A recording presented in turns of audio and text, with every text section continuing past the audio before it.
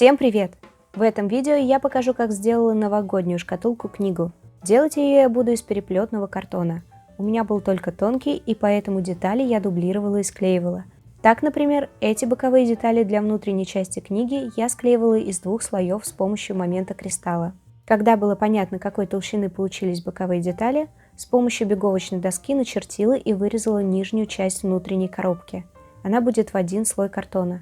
Беговочную доску можно заменить умением нормально пользоваться линейкой, но этот навык для меня недоступен. И такое приспособление – единственный вариант сделать прямые углы. На доску я положила картон, а на него поставила углом боковые, верхнюю и нижние стенки будущей коробки. И, учитывая их толщину, получила нужный размер нижней части. Спасибо беговочной доске. Еще ни разу у меня так хорошо и ровно не сходились детали. Теперь опять же с ее помощью отмеряю обложку. Она должна быть с 3 сторон больше, чем внутренняя коробка. Обвожу коробку, чтобы ориентироваться, где она должна быть приклеена. Вырезаю 2 таких детали для нижней обложки и 3 для верхней. Склеиваю 2 детали нижней обложки и приклеиваю коробку.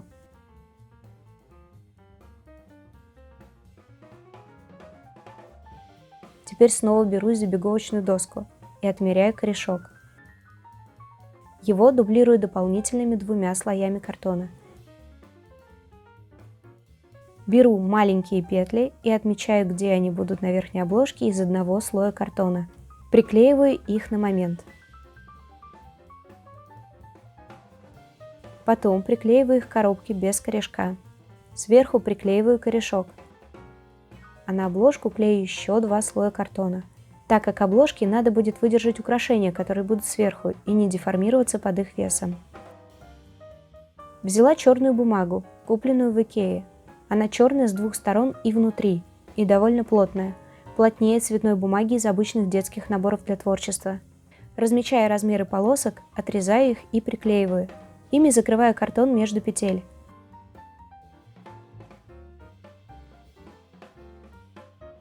Там, где нет бумаги, подкрашиваю черной акриловой краской. То же самое повторяю сверху на обложке.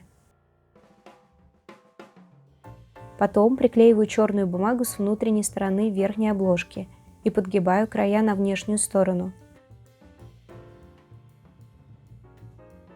В уголках аккуратно подрезаю лишнюю бумагу, чтобы получилось их аккуратно обклеить.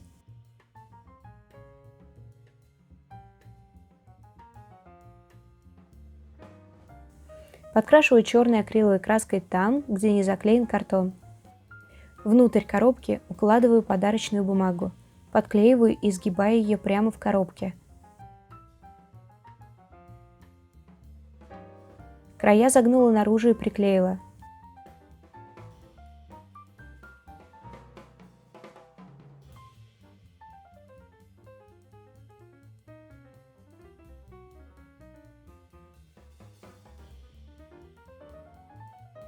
Обклеила корешок черной бумагой и обклеила края задней обложки.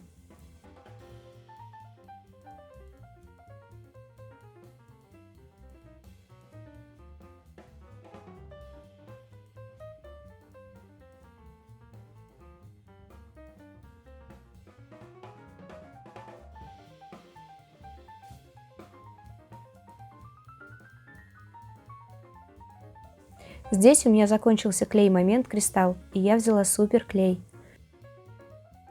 Также аккуратно подрезала уголки.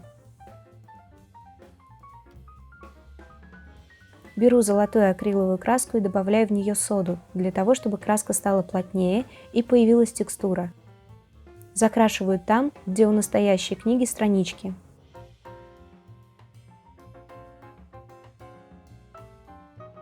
Пока краска сохнет, занимаюсь лепкой выпуклых элементов для обложки из самозатвердевающей на воздухе глины. У меня Фима. Укладываю ее в молд, чтобы получить полубусины. Их нужно будет много, поэтому, как только они чуть-чуть подсохнут, я достаю их из молда досушиваться и заполняю его заново. Так несколько раз. Дальше из той же самой глины леплю мордочку символа 2022 года. С помощью стека делаю его волосатым, а с помощью воды примазываю новые кусочки глины. Глазами будут овальные бусины под янтарь. Сначала тигр был похож на сову, потом на домашнего барсика. И когда, как мне показалось, стал больше похож на тигра, я оставила его в покое на просушку. Дальше на заднюю обложку книги приклеила черную бумагу и начала закрашивать обложку хаотичными мазками черной и золотой краски. Закрашиваю корешок и края обложки, оставляя сушиться.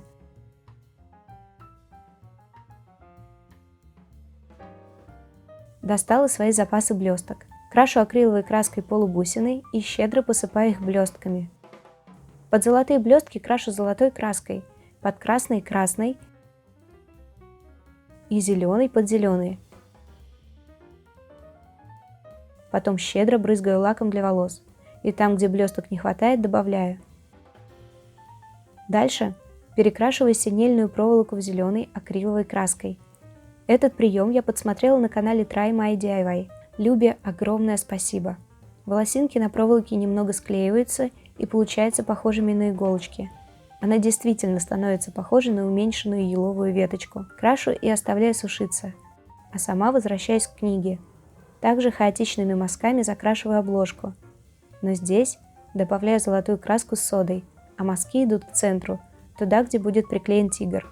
Кстати, о тигре. Перед тем, как его разукрасить, ватной палочкой протираю ему глаза от глины и поправляю форму стеком. Начинаю разукрашивать. Он будет золотой с коричневыми полосками. Тигр то превращался в тигра, то становился барсиком. Честно, никак не могу понять, где эта тонкая грань между хищником и домашним котиком.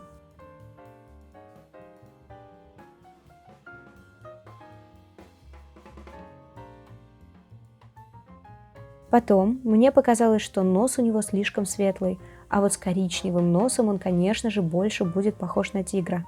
Ну, не знаю. Потом вспомнила про киперную ленту, приклеила ее в угол между корешком и страницами, так, как будто это торчит каптал, как у настоящей книги. Сделала так сверху и снизу. Потом на корешке золотым контуром провела полоски разной длины и приклеила блестящие полубусины. Здесь важно дать контуру схватиться и не переворачивать книгу на бок, иначе он потечет. У меня уже так было со Спайдерменом. Дальше приклеила тигра на место и приклеила вокруг него еловые веточки из окрашенной синельной проволоки, как будто он высовывает мордочку из новогоднего венка.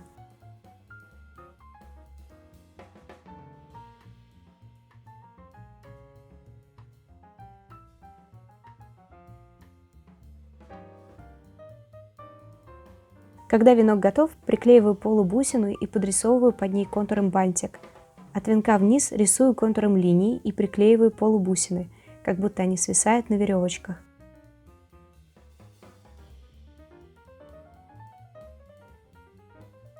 А дальше распределяю и приклеиваю эти бусинки по венку и около него.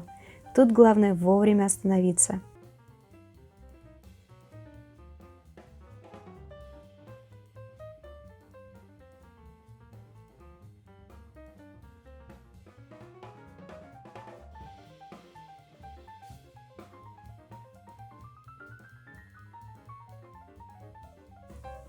Ну все, книга-шкатулка готова, можно положить в нее маленький сюрприз и подарить.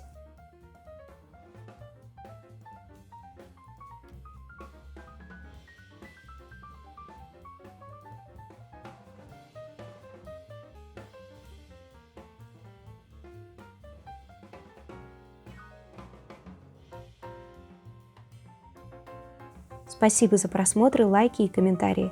Добро пожаловать в подписчики!